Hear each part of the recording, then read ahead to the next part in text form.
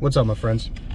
So I did a poll on the YouTube page, and it looks like you guys would be interested in me doing some vlogging stuff, as I'm going about my day, just basically talking about my thoughts and random stuff that is happening while I'm traveling. And hold on, let me kill this for you guys. Let's get some beeping going on here.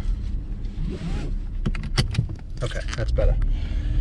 Basically, you guys could follow along with me while I do a lot of traveling, work that's not exactly totally photography related. Like I'm in New York right now this week doing some work for a client that it does not involve me taking any photos. So, I do a lot of different things, and I thought it'd be cool to kind of mix in some vlogging content so you guys could kind of get an idea of what I do on day to day and what it's like to kind of have the work week flipped. We work on the weekends, and then Monday through Friday, there is a lot of work, but it's not like actually at an event or something like that. Most of the time, if we don't have an engagement shoot during the week or something like that, it's editing, talking to vendors, different people we work with, just stuff that involves, going along with the wedding business.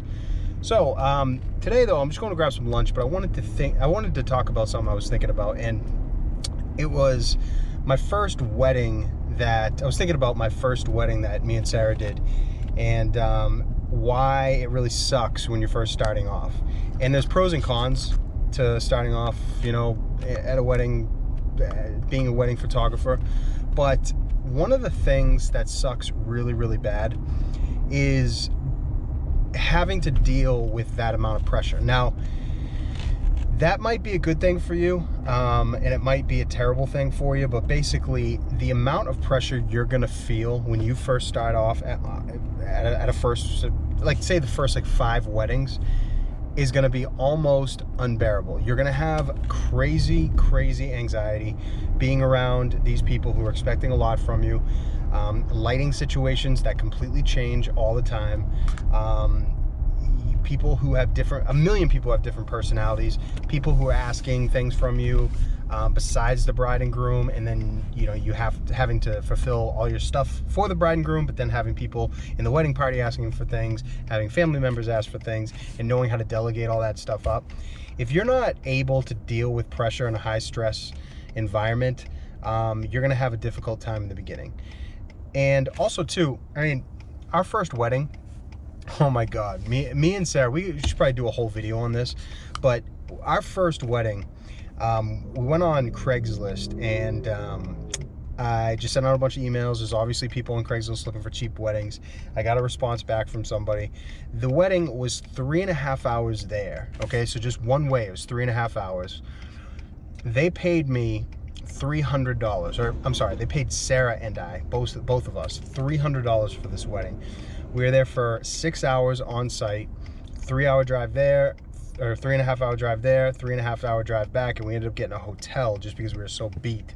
So we, almost basically lost money on it. We broke even pretty much with gas and all that. The wedding was a complete disaster.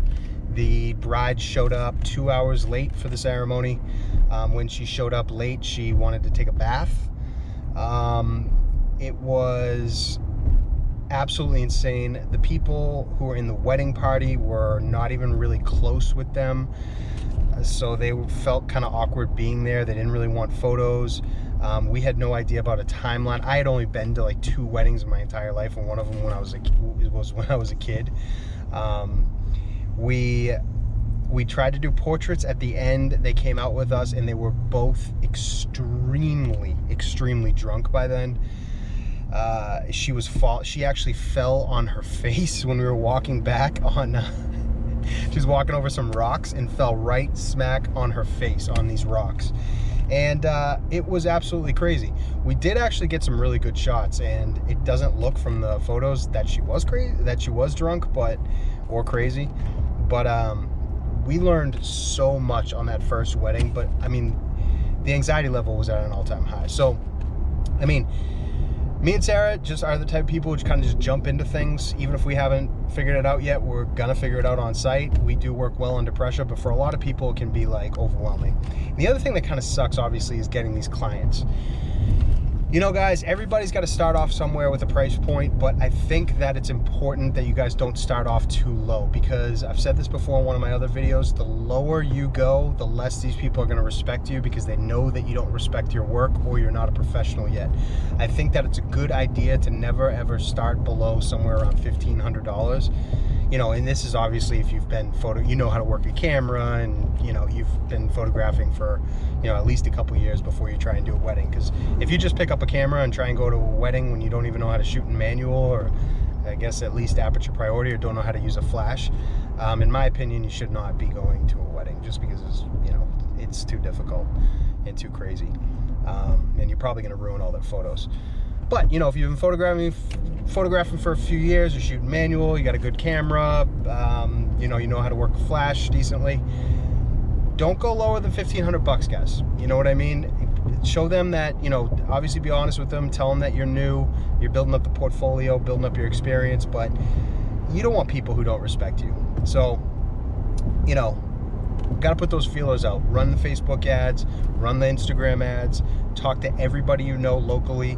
And any people that you have that you know, friends and family that are decent looking, you know, or you know, willing to get in a wedding dress and a suit, do some styled shoots with them and put it up on your portfolio just to get some experience.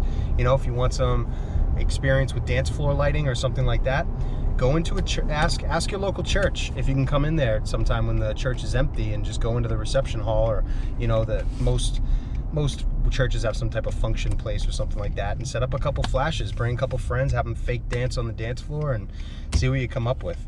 But the idea, guys, is to just get out there and shoot as much as possible. So I'm just gonna start doing these vlogs, and you know, I'm gonna put these up randomly, and as I'm going about my day, so you guys can get to know me and Sarah and our process and our life a little bit better, and just kind of see what we do on a day-to-day basis. And also I'm gonna throw in these day-to-day thoughts as well.